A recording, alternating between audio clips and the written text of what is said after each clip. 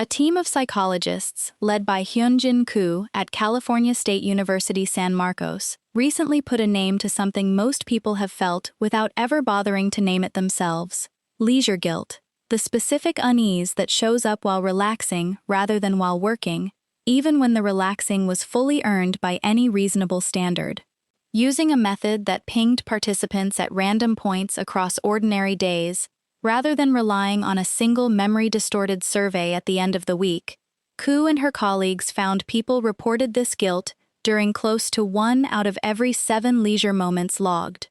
It showed up more for women than men, more for people with lower incomes than higher ones, more for younger adults than older ones, and noticeably more when someone was resting alone rather than in the company of other people. The guilt itself wasn't tied to how much free time someone actually had available to them that day. It was tied to something quieter, sitting just under conscious awareness most of the time. A belief, absorbed early and rarely examined, that rest has to be earned through sufficient output before it can be enjoyed without a nagging undercurrent of unease. There's a region of the world that seems to have mostly opted out of that particular belief system. Not perfectly, and certainly not for every single person living inside it, since individual anxiety doesn't respect national borders. But structurally, in ways that show up clearly in law, in workplace policy, and in what actually gets said out loud at the end of a Friday afternoon, rather than left unspoken, Scandinavia runs on a genuinely different relationship with rest than most of the world does. The mechanism behind that difference turns out to be more concrete and more traceable than lifestyle or culture usually suggests when people wave vaguely at hygge as an explanation. It isn't a mood, or an aesthetic, or a candlelit vibe imported for a magazine spread. It's built into policy, into contract law, and into decades of collective agreement about what a person is actually owed once the workday ends, none of which leaves much room for guilt to take root in the first place. Before we go on, let us know in the comments where you're watching from. We love seeing how far this story travels. And if you're loving it so far, join the family by hitting subscribe, because tomorrow, we've got something special lined up just for you. Start with the belief itself, because a separate line of research gets at exactly where it comes from.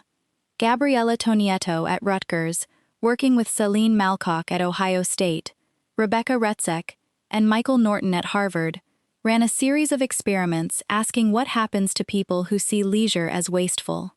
In one study, close to 200 college students rated how much they enjoyed various leisure activities, and separately reported how strongly they agreed with statements like, "Time spent on leisure is often wasted time." The pattern held steady. The more someone agreed leisure was a waste, the less they actually enjoyed it, and the more likely they were to report depression, anxiety, and stress. A second experiment sharpened the mechanism. Around 300 participants were asked how they'd spent Halloween. People who generally viewed leisure as wasteful still enjoyed activities that doubled as a responsibility, taking kids trick-or-treating, for instance, but their enjoyment of purely fun activities dropped. The leisure itself hadn't changed.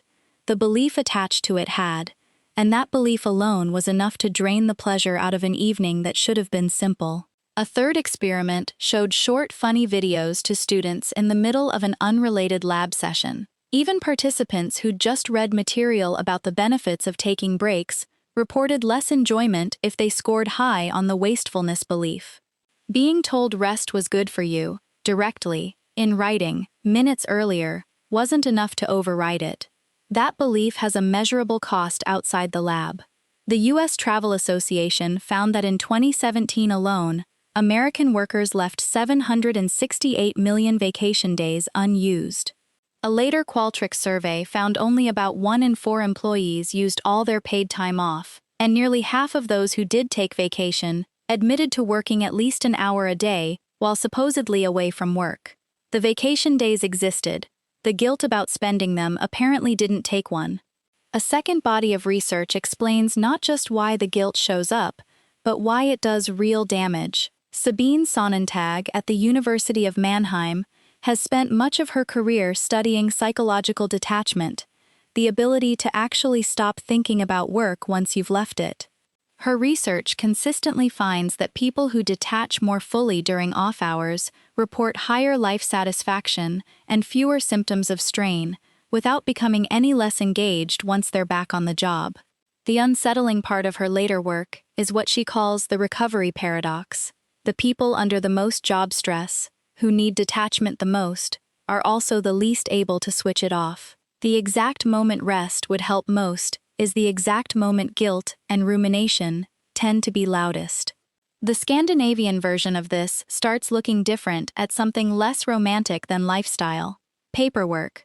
Sweden's Annual Leave Act guarantees every employee a minimum of 25 vacation days a year, with 4 of those weeks required to fall consecutively during the main summer period between June and August.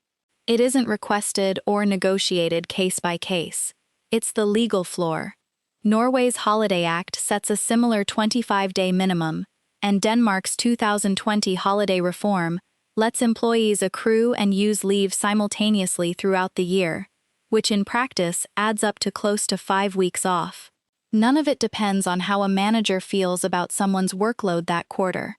The same logic shows up around sickness, and it says something specific about trust. In Sweden, an employee can take up to 7 days of paid sick leave without producing a doctor's note at all.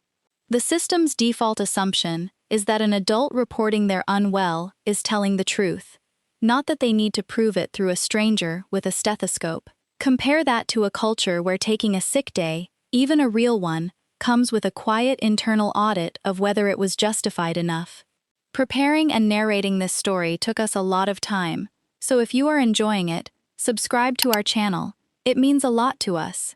Now back to the story. Structure alone doesn't fully explain it, because a law can guarantee time off without making anyone feel good about using it. The cultural layer does the rest of the work.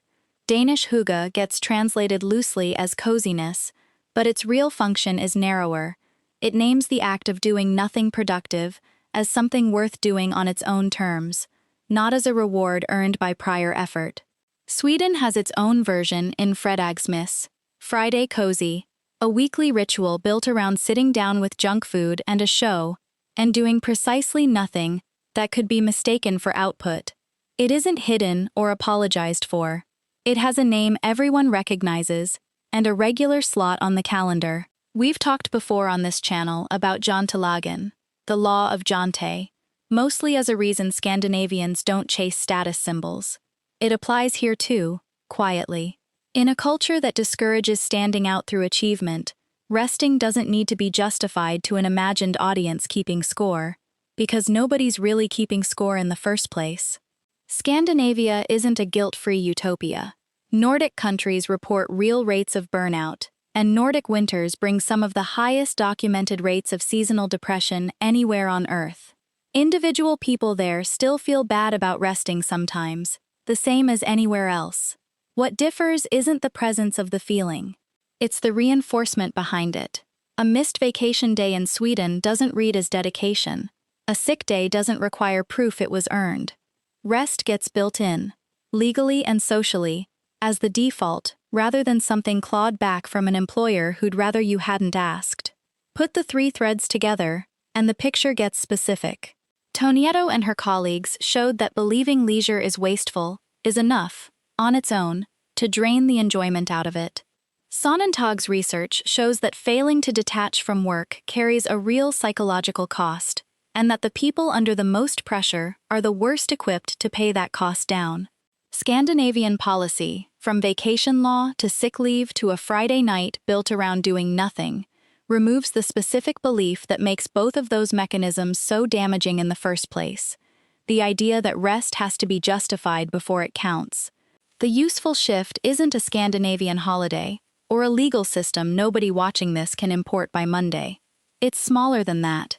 The next time a free evening shows up, and the first instinct is to ask whether it's been earned, that question is worth dropping entirely. Nothing in the research says rest needs a receipt.